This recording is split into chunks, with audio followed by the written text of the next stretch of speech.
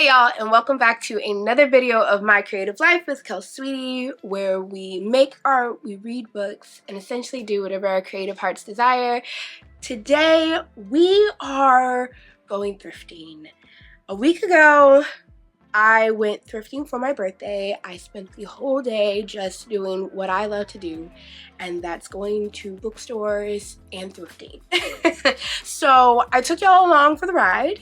I also went to the library as well as took myself out to eat. So there'll be a couple of clips of those, but today is going to be kind of a vlog slash shot with me slash haul type of situation. So let's get into all of that. I've got a lot to show you guys. I found a good amount, although it wasn't exactly what I thought I would find, but it was a good amount. So let's get to it.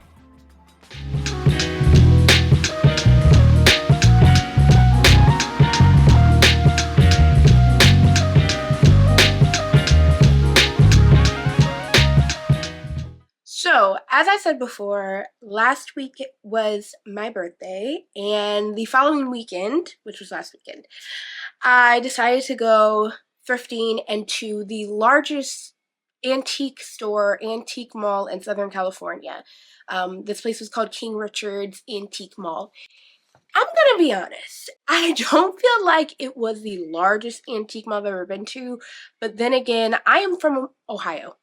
And we have places like Trader's World and I don't know, Antique Village. Like we have humongous antique stores and shops. If you are ever looking for thrifting and vintage and antiques, you need to go to the Midwest because it's like we invented it there. We love keeping stuff. So I think that I wasn't personally that impressed simply because I've seen larger personally. I feel like also they've just kind of like claimed that they're the largest.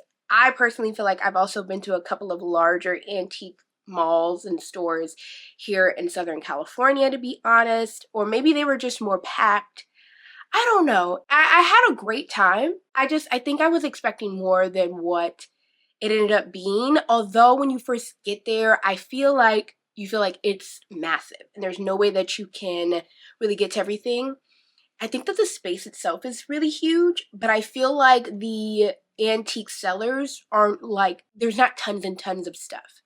I don't know. Or maybe they just didn't have stuff that I was looking for. Maybe like because I actually went in there with a plan, I thought that they didn't have as much. I don't know. There was a lot of mixed emotions coming out of King Richard's.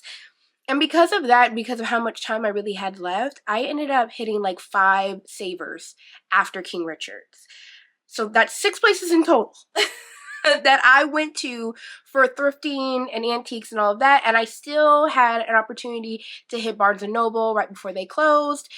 And I took myself to dinner. So it was a great day for me. I know to anybody else that is like a day that they spend with their grandmother, but I am a grandmother.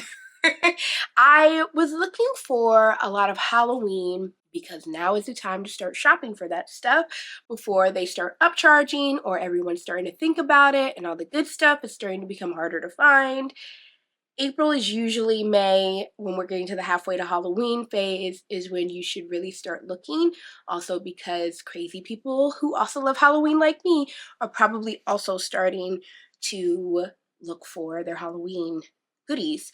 So I went in there thinking, okay, I'm looking mainly for Halloween. I'm also looking for vintage Christmas. And I also really wanted to find some paperbacks, horror paperbacks, and Fear Street books because I wanted to read Fear Street for the old school April challenge that is happening right now with slime and slashers. Those were my like top things that I was looking for.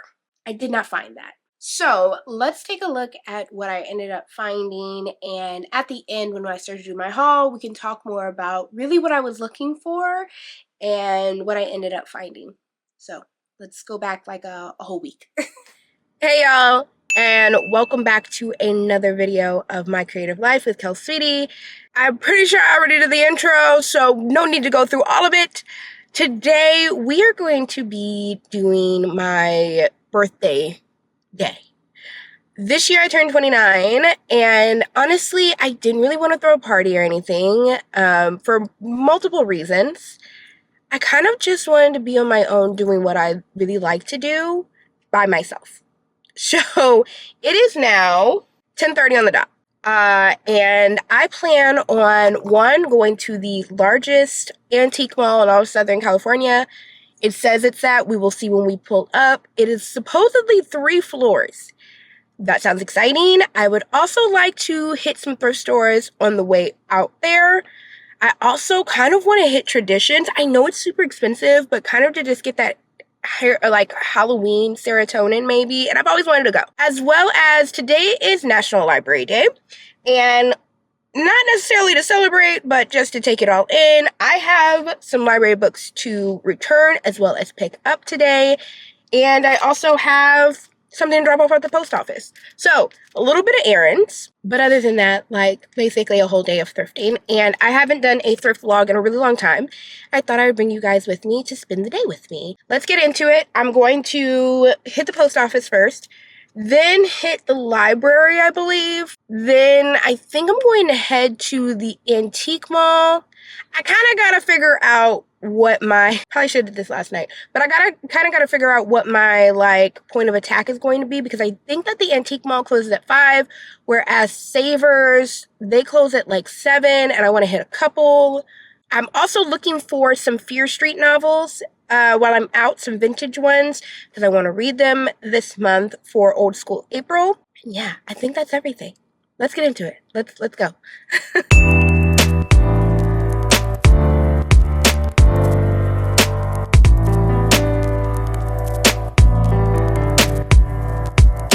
Okay, not a fan of this light, but this is what we got to work with when we're underground in a parking structure. I just got to the library, well, finished with the library. It is now 12:02. You can't see that, so I don't even know why I showed it to you, but it's 12:02. Why is it 12:02? Kelsey, how did the post office take you so long? 1, LA traffic. 2, I just got a new phone and phone case, and I realized I needed a pop socket or else I was going to look down all day. You are currently on my pop socket holder, so I had to stop at Target, and that, of course, with LA traffic, added another half an hour and some change to my day. All that being said, I just finished with the library. We are going to do this, I don't even think I could call it a library haul because it's literally one book, and then we'll figure out what our next move is. I picked up Grady Hendrix, Paperbacks from Hell, The Twisted History of 70s and 80s Horror Fiction. Now, Kelsey, why did you pick this up? This is a nonfiction of some sort.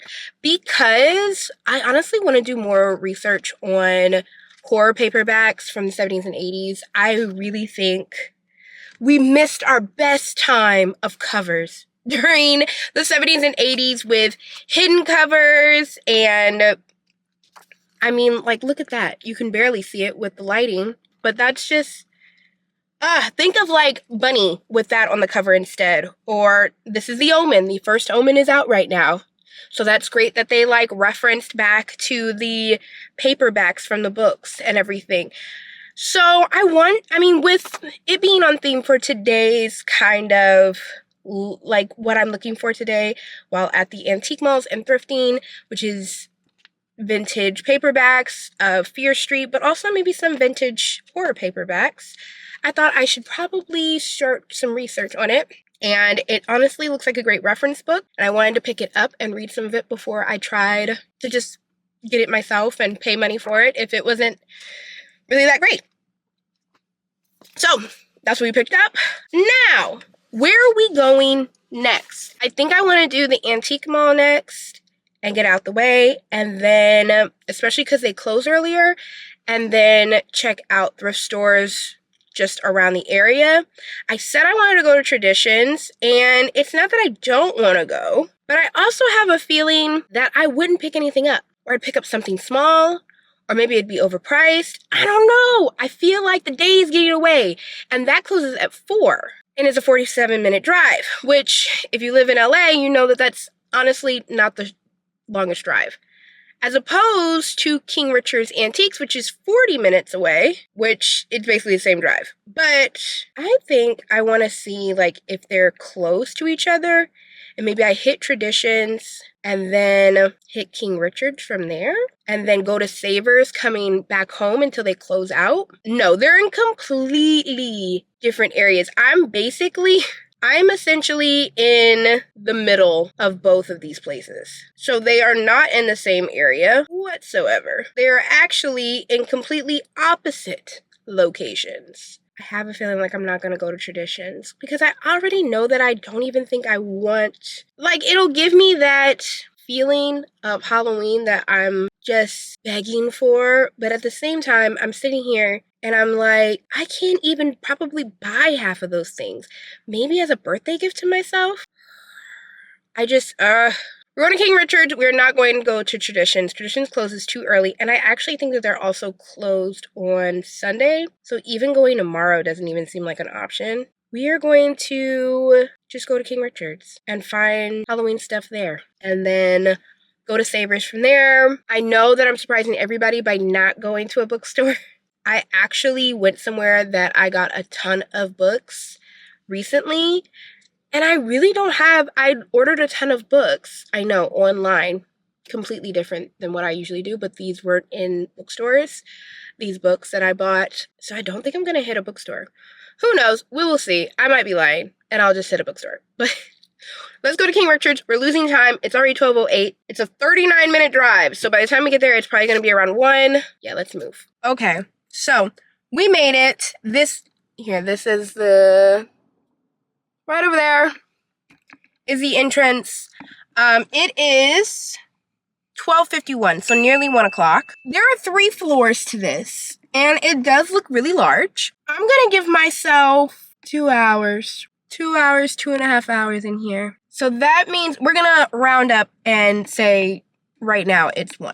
If I give myself 2.5 hours, that means that I'm getting out of here around 3:30. If at 3:30 we hit 3:30, I will check back in at 3:30 to see where I am. And I don't know, I may get in here and see like nothing looks like what I'm looking for. Like it's just junk and it ain't my junk. Or I may get in here and it's wonderful and beautiful and it's actually like I need an hour per floor. I don't know. From the outside, it looks humongous. But also, I don't know what to expect. I truly don't. So we're going to get in here. What we're looking for are Fear Street and paperback horror novels. We are looking for vintage Halloween and even vintage Christmas if it really, really like seems to be great. But vintage Halloween. And I don't want to share what my themes this year are going to be for Halloween. I'm going to save that for myself. But y'all will see if I do find things. I'll show y'all. I will be using my phone instead of this camera because I feel like that's obnoxious. And this brand new phone camera is perfectly fine. Will my space hate me? Yes, but that's fine. Yeah, I'm excited. I have no idea what to expect in here. So we will see and I'll check back in soon. Let's get in there.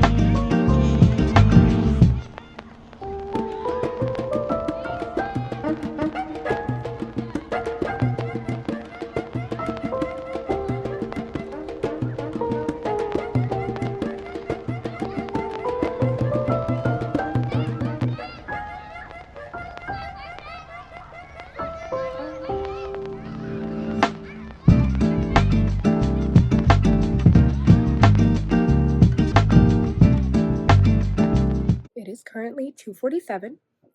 I am almost done, but not just yet. So let's continue.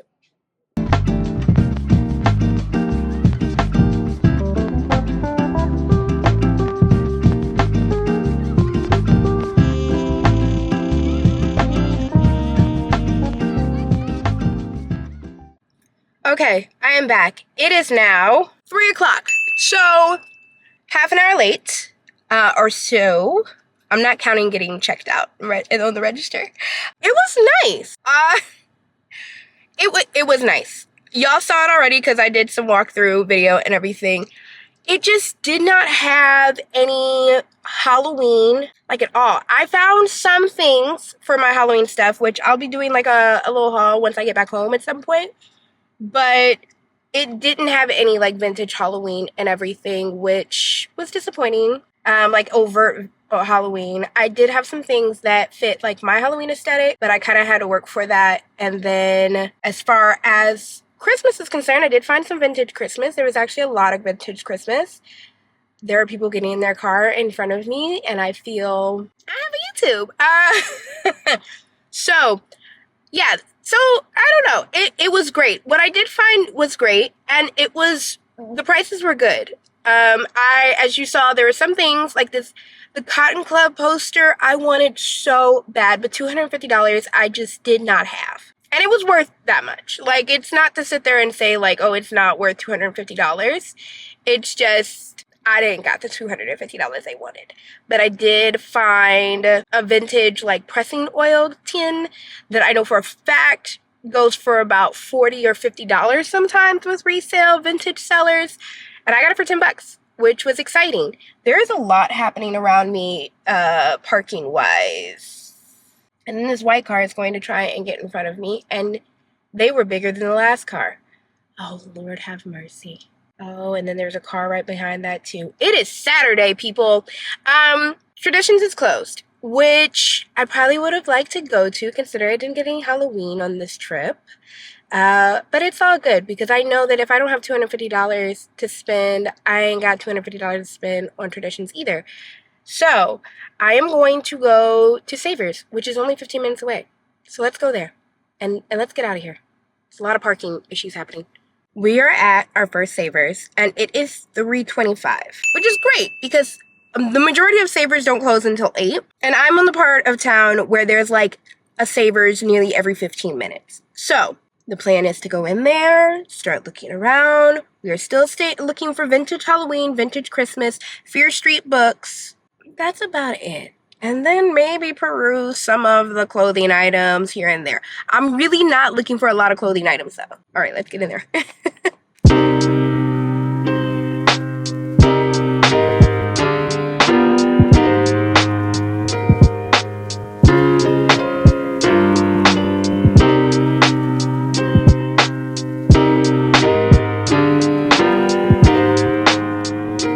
We are now at 4:24. I was in there for about an hour. I found 2 books, no Fear Street, which I saw no Goosebumps at all, or horror novels. I found 1 science fiction paperback, which looked interesting, and 1 hardcover of like a book that's out right now that a lot of people have been reading. It is The Fury, and like a lot of people have been reading it. I heard that it's kind of like Glass Onion, which sounds interesting to read one day, and I just didn't want to really pay full price for it. I think I got it for like $3. So, and 2 clothing items. I almost bought a vintage Christmas looking statue thing, and then thought against it. So, we're gonna get some Raising Cane's because I'm really, really hungry. And my dinner with myself, I feel like it's way too early for me to be doing that, and I don't want to lose much time. So I'm going to get some Cane's to eat on the go, and then we're going to head to the next Savers, which is about 20 minutes away once I hit the Cane's. I lied. I completely lied. I did not go to Cane's. I went to Media City Farms, and I had a delicious sandwich. It is now 5:34. The Savers usually close around 8. I expect to be in the Savers maybe an hour. The next one's about a half an hour away. So I think that I can get 2 Savers in, maybe 3. We will see. Let's get in there. We're wasting time.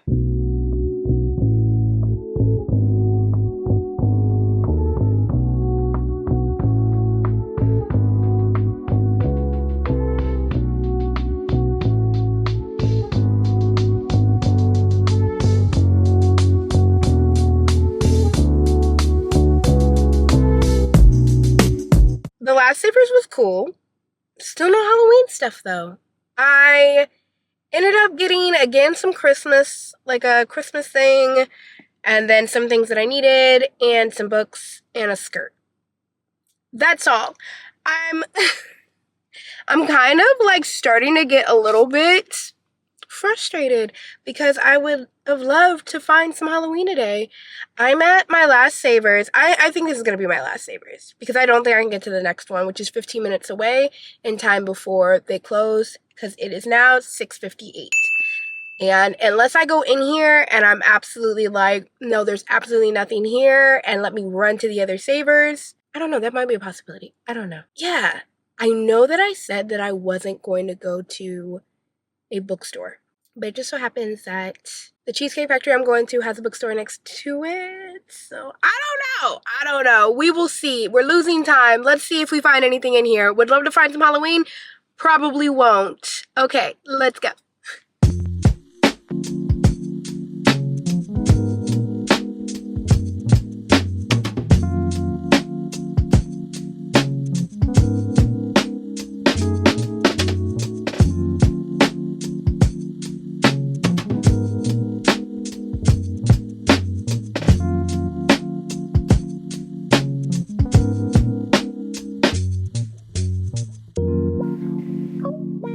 So yeah, that was my whole day of thrifting and antique shopping and dinner and book shopping and all of that. It really was a really great day and I really enjoyed it. I know that for some people that might have been boring.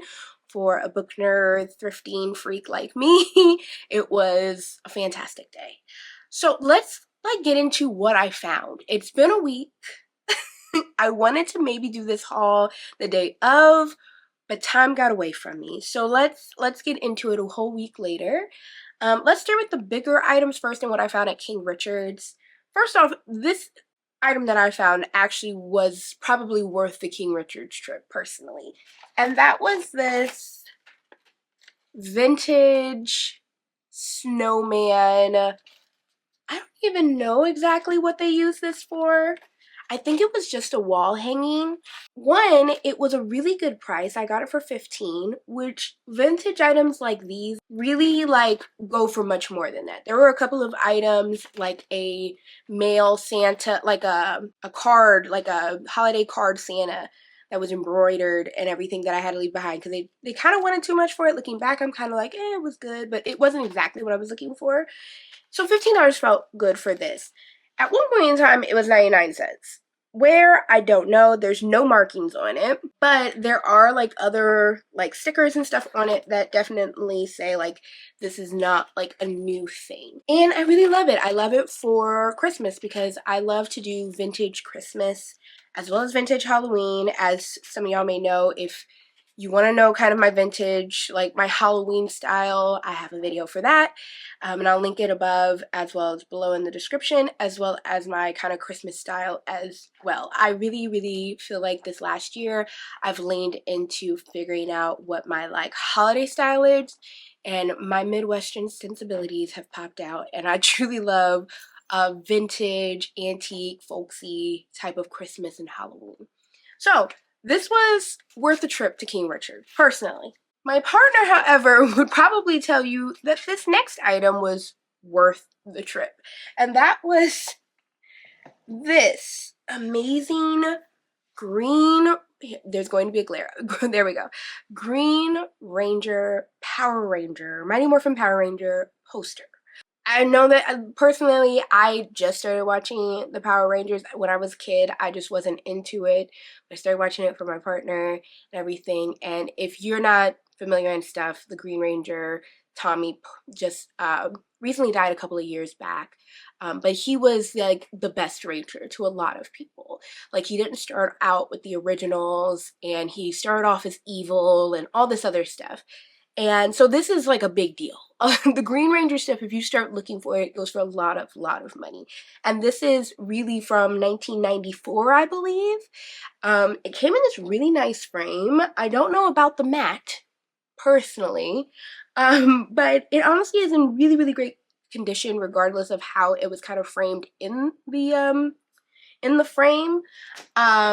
But yeah, this was 20 bucks. So that tells, it was in a vendor's like area that had a lot of dolls. So I feel like he knew that, or they knew that it was worth something, but not really knowing what it was worth, because this definitely wouldn't have been $20. When I told my partner it was 20, he said get it immediately. So while I think he may be waiting to put this up, and we'll be getting it reframed and rematted when we go to our forever home. This was a really big deal, and my partner really, really loved it. So that was great. I'm really happy that I found this for such a great deal. This is another big thing for me at King Richard. So I kind of got Halloween that wasn't really Halloween. And a lot of that had to do with the fact that last year, what I really loved about my Halloween decor was that some of it wasn't necessarily branded as Halloween decor. It just felt like Halloween decor. And this year, a little sneak peek of what I'll be doing, since as we get closer and closer to Halloween and closer to June, when Halloween starts showing up in the stores, it'll kind of, I think I'll eventually have to like come out and say this. I already have like a week and a half from now another Halloween shopping thing. So I think I really need to kind of have some breadcrumbs of what my like vision is this year. Based off of last year, I had a like witch's apothecary area in my living room, and I realized maybe that wasn't the best place for it, that maybe the best place for it would actually be in the kitchen.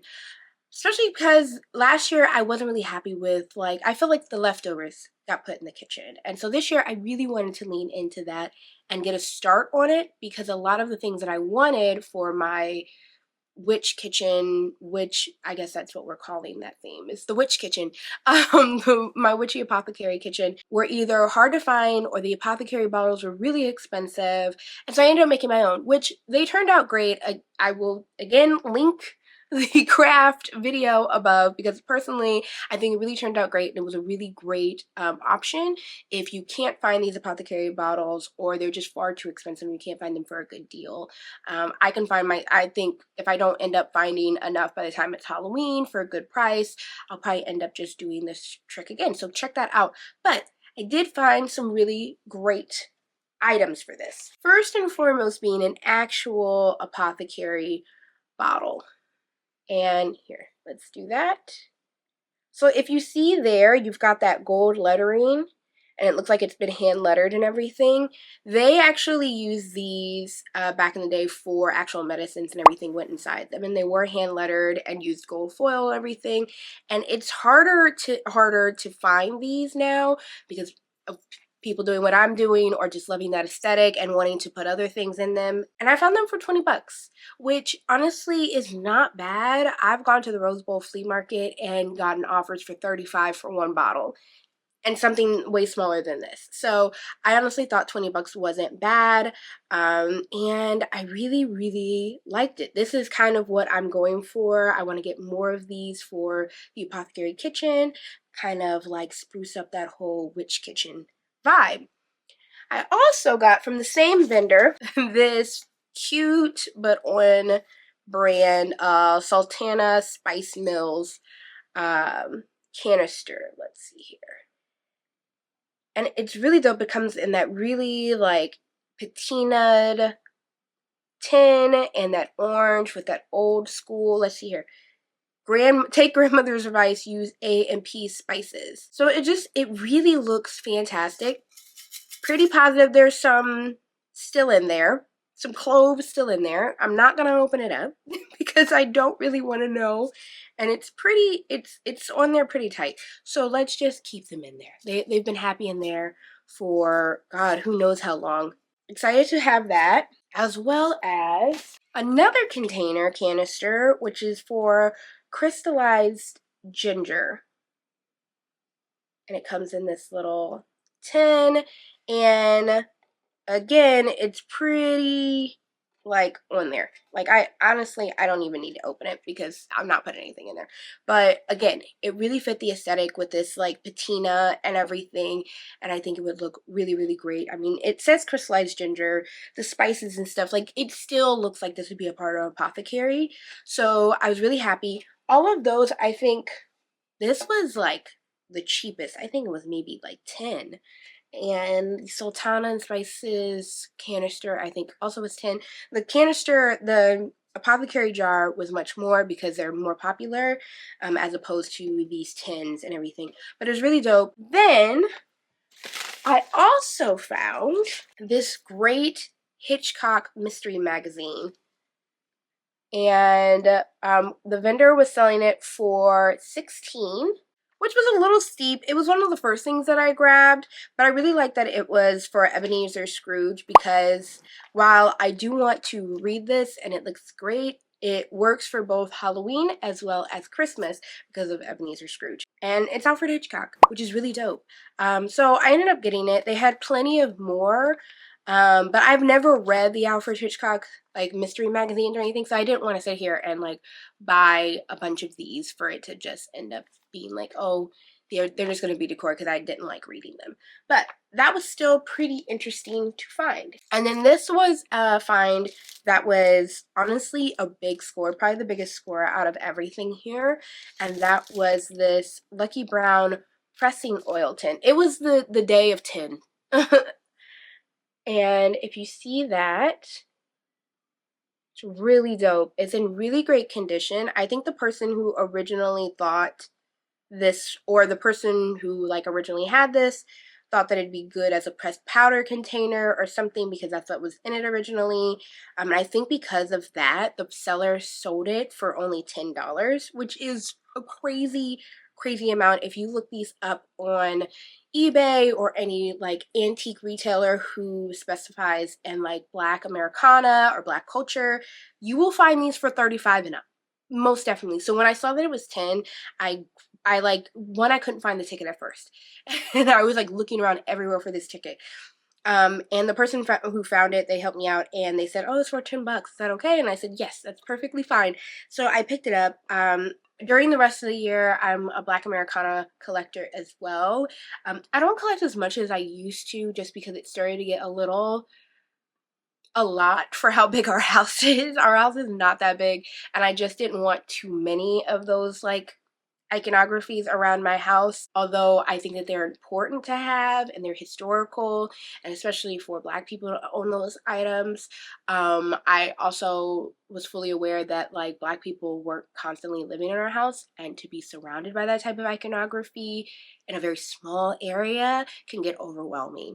So once I get into my bigger house, we can pick up, you know, maybe collecting more vigorously in that area again. But I thought that this was still appropriate, and for the price, it was insane. So I was really excited for that. So overall, although like King Richard's wasn't necessarily like the jackpot for what I was expecting to buy, it was still like a really great time. I still found some really great things, and I really didn't break the bank all too bad. I was expecting to come out of there definitely hitting some triple digits in the multiples. And in all honesty, while it was still quite a bit, like I think I spent 125 or something around those lines, which is still quite a bit of money.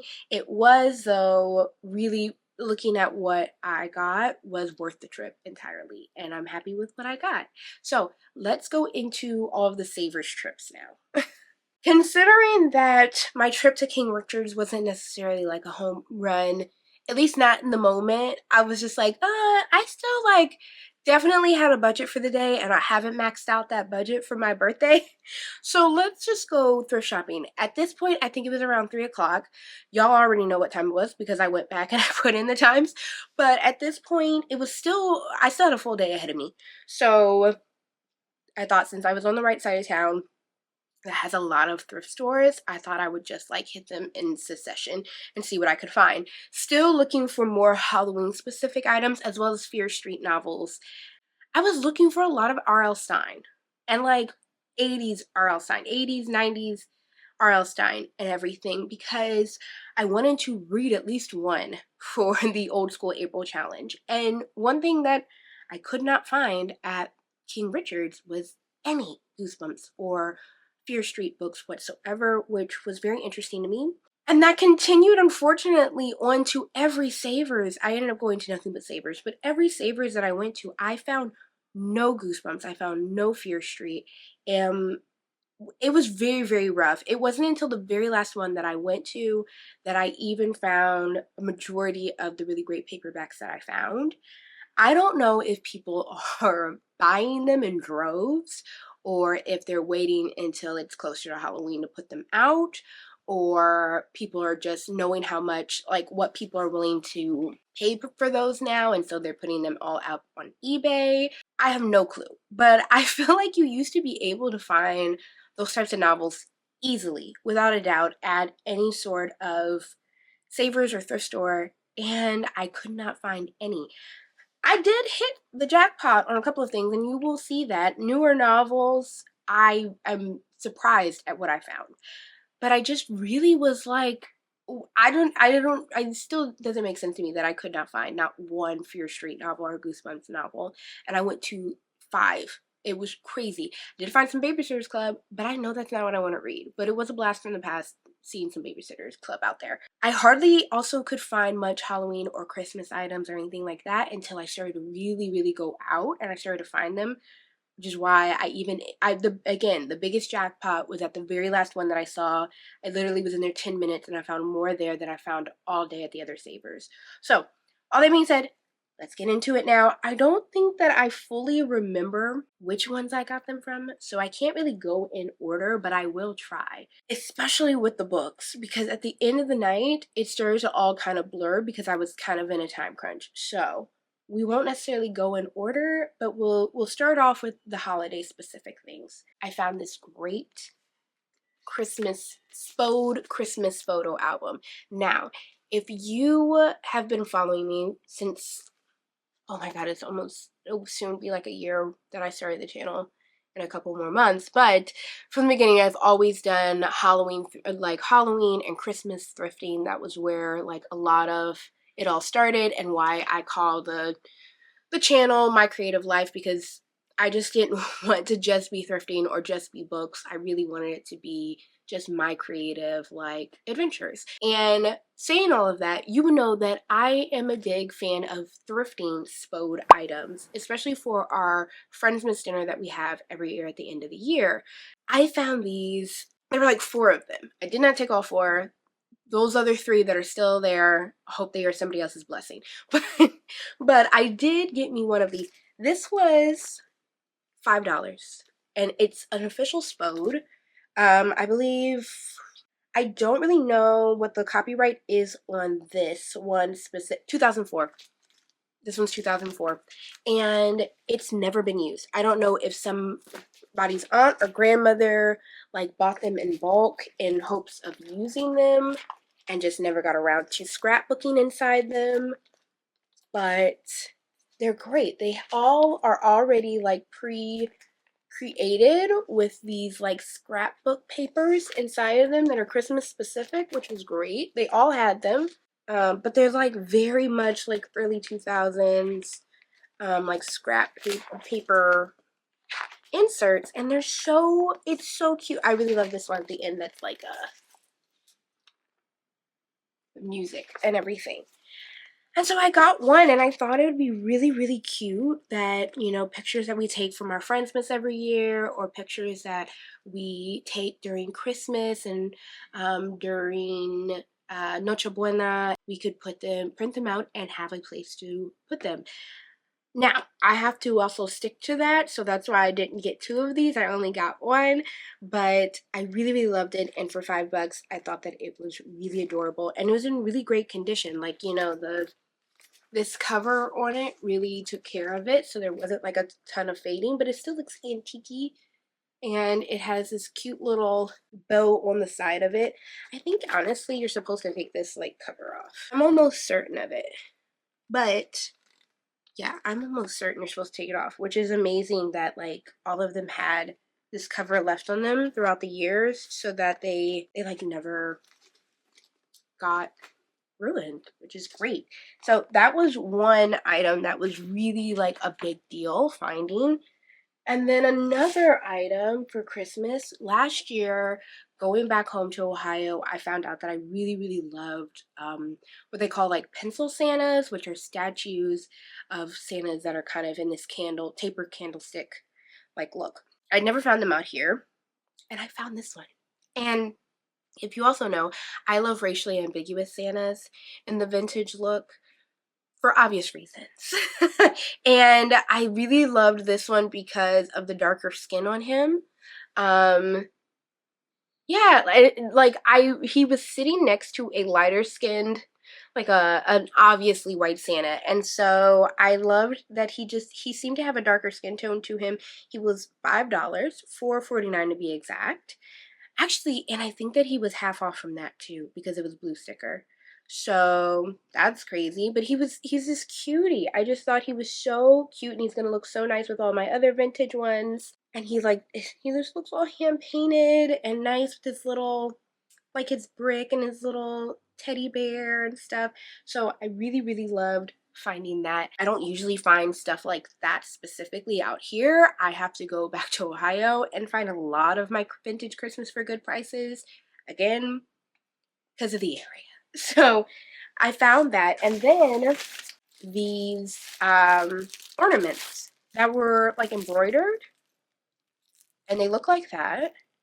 And while I don't necessarily want to use these for an ornament per se, because I still haven't figured out what my Christmas tree theme is going to be this year. Like, usually we have a theme every single year. Last year it was kind of like a Polar Express 50s type of look to it, and we had a train in the middle of the tree that went all the way around. It was really great. But what I loved about these is that they had magnets on the back of them. And I really want to put them on our double door fridge door refrigerator this year and cover it with that, as well as we have a radiator. And so I thought that these would be really cute, and they were like the perfect little embroidered vintage looking Christmas trees, and there was a whole bag of them. I don't know why, and they hadn't been taken out of their little packaging, which I don't know why. I have no clue why they like never were. I don't know if somebody's grandmother just had them and never used them or what. So that was great, and I got this whole little package for $6, which I thought was a steal considering how many are in there. Finally, the last holiday thing that I got was also at the very last Savories that I went to, and I found this little container of I believe they're probably flashlight toppers, and they're like these little blow mold pumpkins, which are just so cute. There are 3 in the package. One of them unfortunately was broken, but he's still cute. He's still intact enough and everything. He just got a little charm, a little dimple. It also includes like this sponge for some reason. What is this? It was never used, so it was a sponge stamp. I don't know. I'll probably use it for a craft or something. Or, I don't know. I still don't know what I'll use it for. But this was $4? $3.99, $4 for like these little blow molds. And I thought that that was a really great deal. For ones this small, they're obviously blow molds and everything. You can tell they may be a little delicate feeling them outside of the bag, but also at this size, I didn't want to pass it up. And at that point, I hadn't found any Halloween in the stores, so I was really taking whatever I could get. I was just happy to kind of see a jack-o'-lantern at that point. That is all that I found at the Savers and thrift stores, holiday decor wise. Which, looking back, really wasn't that bad. I think that I just expected for there to be so much more, just because there used to be so much more. I would think that I was expecting, because it had been so long since I had gone thrifting or anything like that. I feel like I could find like holiday stuff because it's so early in the year that any holiday stuff that would be there, it would just be piling up. But I don't know if like I've never worked at a thrift store, so I don't know if there's some policy where like they kind of hoard some of the holiday items and then like put them all out at once during the holidays or what. But it was slim pickings. It was definitely slim pickings. But what I did find were all really good items. So that was what I found holiday wise. Now, the next portion of this is literally just books. Books, while I did not find Fear Street or Goosebumps novels, since I was looking at books in every single one of these stores, I started to kind of look and see like, oh, I don't want to give that up because that's actually a good novel and everything. And I will tell you right now that looking at my TBR shelf, and you will see in a minute what I have. I'm now on a book buying ban. I don't know how long that book buying ban will last, because I definitely told myself, you won't buy books. You cannot buy books until you've read the books. And I was at a thrift store. So I broke it. I broke my book buying ban. I broke my own rule. I was given books recently, which I'm just so thankful for. But there was just a lot. And let's just kind of go through it. Because looking at the stack, I'm just realizing that I really needed somebody to say stop, but I just couldn't. So we're going to go through the newer books and the hardcovers first, and then end with the paperback books that I found, because those are really dope. So again, I don't really remember an order where I found these at each thrift store. So we're kind of going to go through it like how we went through with the holiday stuff, and just kind of go through it as we go. I did find a lot of newer releases at the thrift store, which I had been wanting to read, which has me concerned. They were also hardcover. So I don't know if people were like doing their Q1 unhaul or whatever. There were a lot of newer books that also did not even look like they had been opened, like at all. Like spines barely looked like they were cracked. So one of those books was Vinco by Cherie Demeline. I am probably saying the last name a little wrong, but everybody has been losing their minds over Vinco Coven last year, and I really wanted to get this book to read during November, especially because it's written by an Indigenous author, and that is also Indigenous Heritage Month, which we can talk about how messed up that kind of is at a later time. But I knew that I wanted to read this book, and I don't have the sticker because I'm pretty positive I took all the stickers off of all of these, but originally it was $32, and I'm pretty positive I didn't pay more than $5 for this. So really exciting. Shoot, there's nothing, there's no highlighting, there's no like dog ears. I don't know if they just bought the book and listened to it and didn't like it like I am currently about to do or what, but I was super excited, so I couldn't leave this at the store because I felt like it was a steal to finally get. Another steal that I found was The List by Yomi Adegoke. I'm pretty positive that's how you say it. This is the one that everybody also started to lose their minds over. It has to do with Olahide. She's like some journalist, and her fiance ends up on a list of like men who are canceled for doing shady stuff. Everybody was saying that this was amazing. I had never gotten around to reading it. I decided to pick it up again.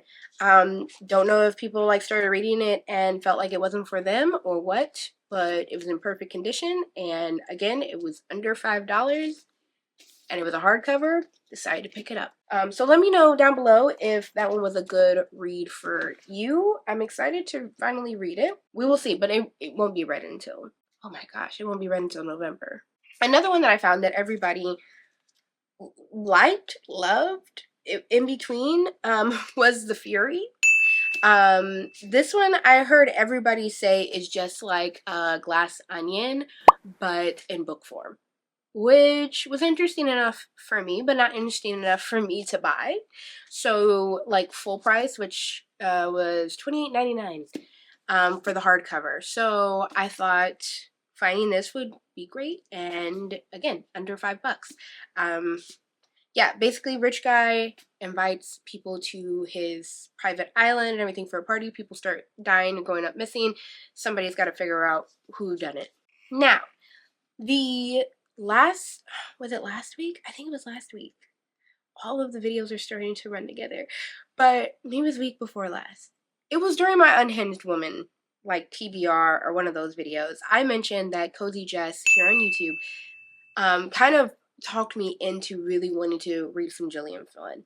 And as well as some of you guys in the comments were saying like, you need to go read it. It's so good. It's worth the hype. And so Gone Girl. It unfortunately does not have its cover or its jacket or anything, which is fine with me. If anything, it makes it more ominous. So I found Gone Girl, and I'm pretty positive this was like maybe $3. It's a hardcover. It wasn't messed up. There was no like dog. I think the person like started reading it, or I don't know. It has a 9 on it, so I have a feeling that this was a part of somebody's library. Regardless, it ended up at a thrift store. And I thought, oh my God, the book gods heard me. And now this book has been delivered to me from the universe. So I picked it up. And it'll be read at some point. It won't be read next month. Oh God, it won't be read the month after that either. But I don't think July has anything. So I don't know. I think this is like a good summer read. It seems like a summer read to me. So Gone Girl may be getting read in July. So look out for that. And then the last, well, this is a paperback, but not like a vintage paperback. Well, God, it might be a vintage paperback. Isn't like vintage now considered anything that's older than 20 years? God, I'm getting old. Okay, I missed it by 2 years. It's not vintage yet. But I ended up getting World War Z. This is the original cover, which is great. The soon-to-be a major motion picture is hilarious to me because it's been out for a while and it has Brad Pitt and everything, and I went to go see it in the theaters. But it also, like, barely cracked spine. I don't know if the person, like, barely read it, how they read it, or whatever, but it was in really, really great condition. And I've been wanting to actually read this for a while, so I ended up picking it up. And at some point, I'm gonna get to read it, but it's an oral history of the zombie war. For those who've never seen the movie, it's a zombie outbreak. But I'm glad that I found that, and it was, again, under $5. Like, again, all of these were either under $4 or $5, and I know at one of the places, I definitely got around 5 books, and Savers is this thing where it's like, if you buy 4, you get 1 free. Now, let's get into the fun 80s, 90s paperbacks and everything. First, this was one of the first paperbacks that kind of started the whole downward spin into the paperbacks buying during this trip, and that was Brainchild. This was by George Turner. I've never heard of this book ever. This is the cover.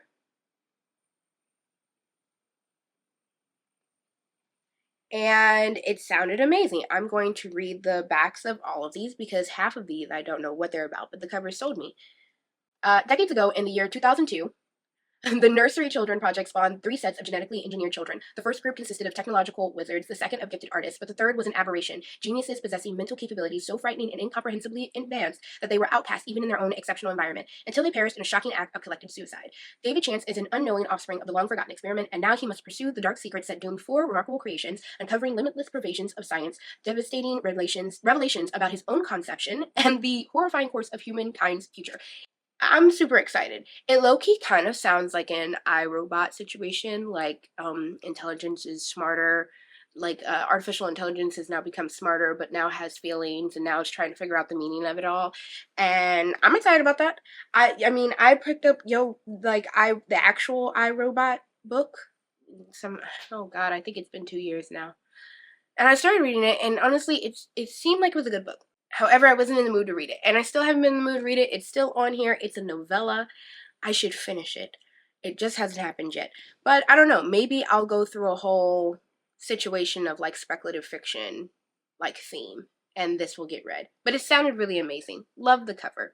We bought it. I'm pretty positive. Paperbacks are usually like $2. So next, I found a worldwide favorite, Rebecca, and this. Oh my God, who is this? Whose was this? Pescani, I guess, was the person who originally had this. I hope that they're doing all right. But I loved this cover. And I've heard a lot about Rebecca, especially when everybody was reading Colleen Hoover's Verity and absolutely was insanely in love with it. There was one group of people who were like, oh, I love this book. I've read one Colleen Hoover because it was recommended to me. And it was horrid. It was addicting, but it was like, it made me feel icky. And so I've never read another Colleen Hoover, no matter how many people who I really trust the recommendations have told me to read Verity. I've not read it. But I have had a lot of other people tell me it's basically just Rebecca. She just remade Rebecca. And so seeing Rebecca, I was like, well, let's finally read Rebecca Rebecca then. And it was well loved. The spine has been thoroughly cracked. And I'm excited to read this, especially like having this like, look at that silk. It looks like a romance novel. It looks like, oh my god, I'm in the 80s and I'm reading Rebecca. Like, I want to do a photo shoot with this. The unsurpassed modern masterpiece of romantic suspense. I love it. When was this one even made? It looks so great. It feels nice. Oh, it's got highlighting in it. Oh, what did they highlight?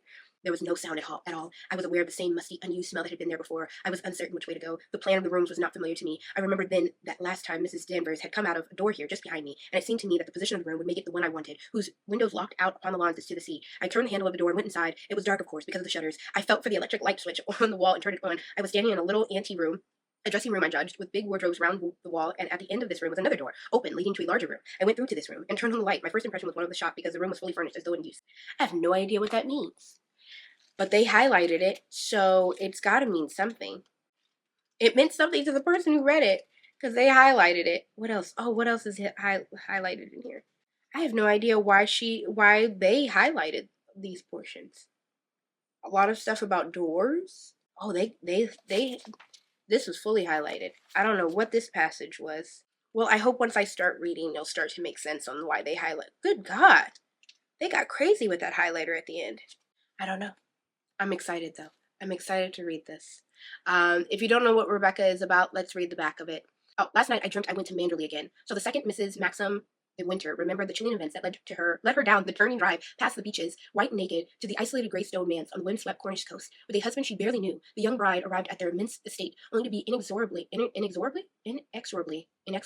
drawn into the life of the first Mrs. de Winter, the beautiful Rebecca, dead but never forgotten, her suite of rooms never touched, her clothes ready to be worn, her servant, the sinister Mrs. Danvers, still loyal, and as an eerie presentiment of evil, Jesus, I know how to read, I swear, of evil tightened around her heart, the second Mrs. de Winter began her search for the real fate of Rebecca, for the secrets of Manderley. Jesus, I really struggled with that. I don't know. I have no idea what to expect, but I know a lot of people have told me to read it. Next, Sue Grafton's H is for Homicide. Look at that cover. Let's take a moment. It's amazing. Look at that color. You're not going to find anything with those types of colors on it anymore. Sue Grafton, I've heard of because she came out with the Alphabets of Murder. What is the official name? There's an actual name for it. But basically, she came out with the Alphabet Mystery, like, franchise. So she came out with all these books, A through Z. But she kept on coming out with these books that were like, A for alibi, B is for burglar, C is for corpse. So H is for homicide this time. I have no idea what this one's about, but there were a couple of them there, and I thought H is for homicide sounds like a good place to start, but I'm excited to read it. It's a national bestseller, apparently, according to this cover. So I'm really, really excited to see where it goes. There's Sue Grafton right back there. There's no description. There's no synopsis. You literally just jump into this and start reading it because Sue's back there instead of the synopsis. Now, let's see. Before I go into that one, we'll save the last two well-known ones for a little bit later. This one's a little worn, but it was really great. This one is Patricia Cornwell's Post-Mortem. Now, don't pay attention to that corner up there, but look at it's holographic. Well, it's not holographic, whatever this is. This is like the metallic cover, and it's like you can feel it. Oh, it's fantastic. I wish that this cover, the corner wasn't messed up. I have the corner here, so I'm going to definitely just tape that up. I know it's going to look a little rough for wear, but it is what it is. I'm excited to read this. It sounds amazing. And I'm gonna tell you what it's about. So, a brilliant human monster, a Mr. Nobody, moves undetected through a paralyzed city, leaving behind a gruesome trail of carnage, but few clues. With an unerring eye and the latest advances in forensic research, medical examiner Kay Scarpetta sets out to unmask a maniac. But someone is trying to sabotage Kay's investigation from the inside, and someone wants her dead. It sounds great. Sue Grafton talked about this. So, I don't know. They're in cahoots.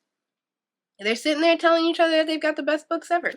I'm not certain on when this one came out. Probably, I think that other one was from, yeah, 1990. And again, once I fix that corner, that cover is just gonna be definitely worth it. Like, look at the bottom. The bottom is like, what does that even mean?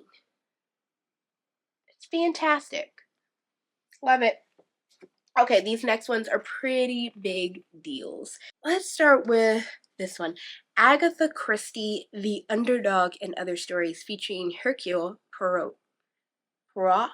I'm not certain on the pronunciation, but I do know that the like Knives Out and the Glass Onion series, Benoit Blanc, is based on this character. So I am excited to finally read about him. But let's get into this cover. Look at that. Just take that in.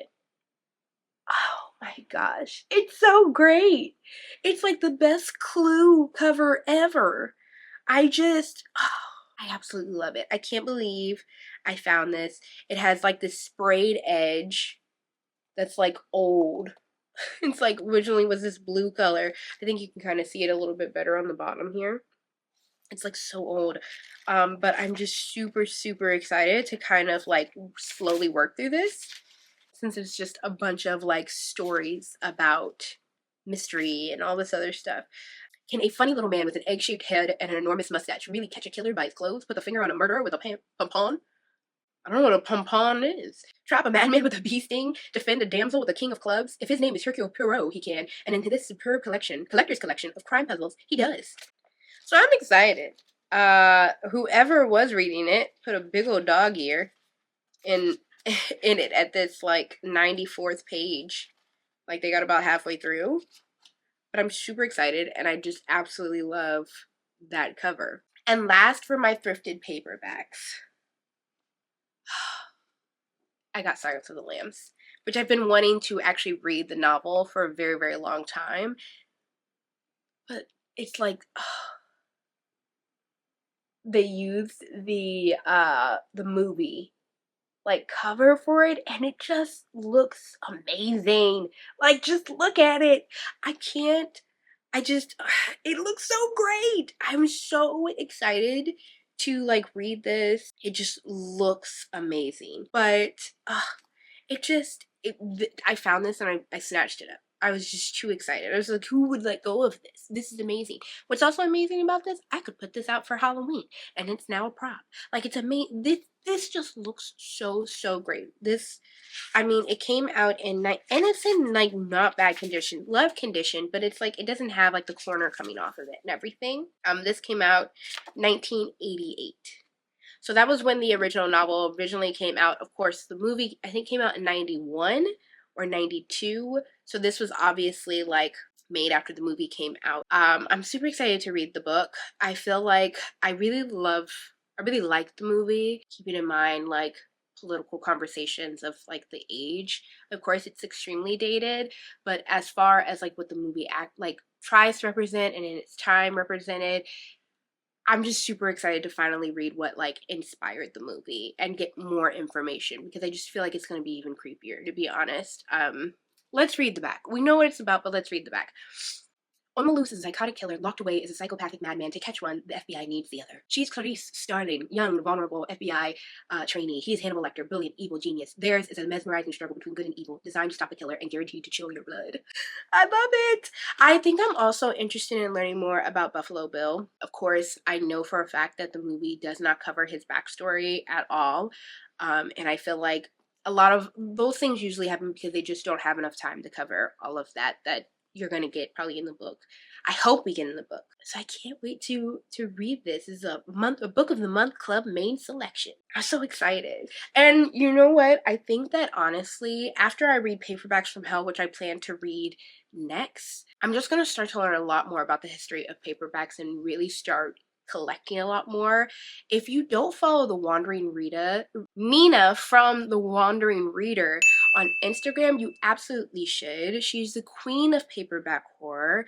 I really, really feel like I've always really loved those books, and I really wish that they would come back in like style, as far as like some of the use of like feeling like it being tactile, the patterns, the colors that were being used, the hidden like covers that were being censored.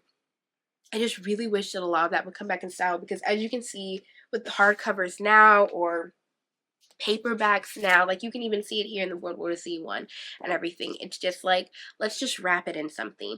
I think recently I learned a lot about how book jackets actually were literally just paper, and you mainly didn't even want to keep it, because the hardcover back in the day was what was embossed and printed, and it really added to why you were paying that extra dollar for a hardcover, as opposed to now that it truly just feels like you're just paying for it to just be hard, for your cover simply to just be hard. That's simply it.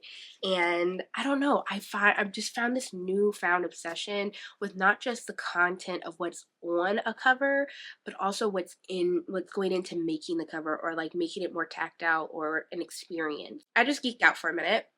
It'll probably get worse as I learn more, but I really am excited to read this and the other books that I found at the thrift store. How I ended my day was at the bookstore. I ended up, because I couldn't find any Goosebumps or Fear Street novels, I ended up going to Barnes and Noble with the hopes that, I don't know, maybe maybe they reprinted those covers. I don't know, I was kind of reaching at that point. And what I found was I was highly disappointed, because one, Goosebumps novels now, if you didn't know, don't come with the iconic slime frame on them anymore. I don't know why they started doing that. I feel like it was really iconic, so I really don't I really don't know why they decided, let's start getting rid of the iconic slime frames on our Goosebumps novels.